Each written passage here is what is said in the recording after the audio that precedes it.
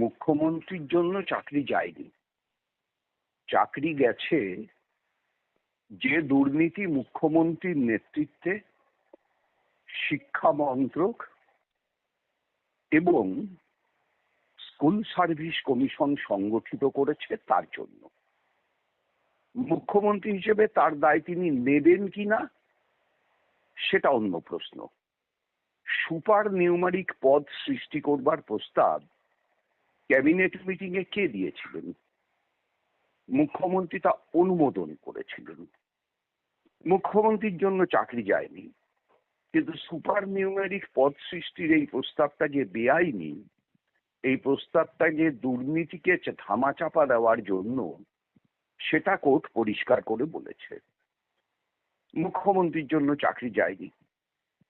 এসএসসির পরীক্ষার খাতা, সেই খাতা ও এমআরসিট সেটা কেজি দরে উড়িষ্যার একটা কোম্পানিকে বিক্রি করা হলো।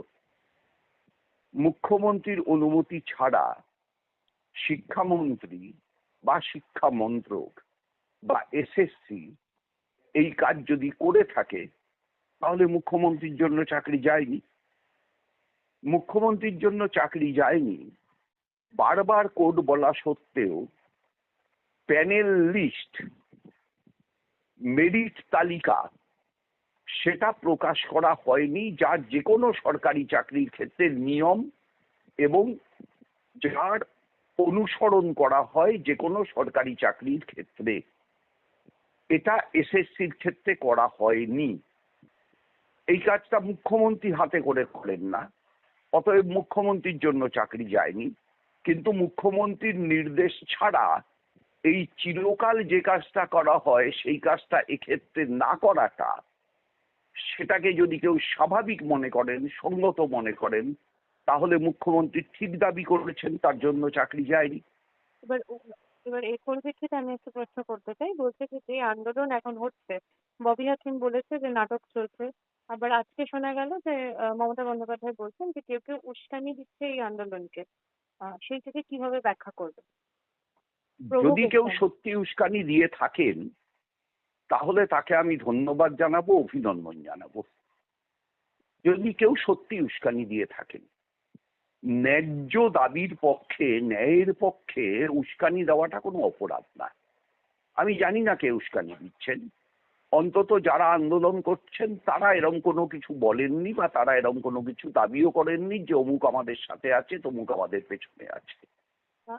তাও যদি মুখ্যমন্ত্রী খুঁজে পেয়ে থাকেন যে কেউ উস্কানি দিচ্ছে এবং তার নাম যদি আমাকে জানান, তাহলে আমি তাকে গিয়ে একটি গোলাপ ফুলের তোড়া উপহার দিয়ে আসবো। দেখুন, পুরো প্যানেল অযোগ্য তো বিকাশ ভট্টাচার্য বলেননি, বলেছে সুপ্রিম কোর্ট।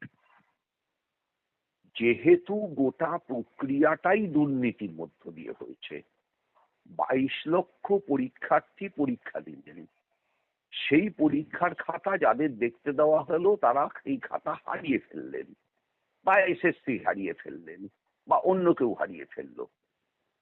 তার মানে এই 22 লক্ষের মধ্যে কে যোগ্য ছিল, কে অযোগ্য ছিল, প্রশ্নটা তো এইটা। প্রশ্নটা তো 26,753 ভিতর কে যোগ্য কে অযোগ্য তা না। নিশ্চিতভাবে আমি ব্যক্তিগতভাবে মনে করি এই 26,000-এর ভিতর 1000 যোগ্যই। আমি তাদের যোগ্যের সম্মানই দিতে চাই, কিন্তু সেটা দেওয়ার আইনগত ভিত্তিটা আমি কোথায় খুঁজে পাবো?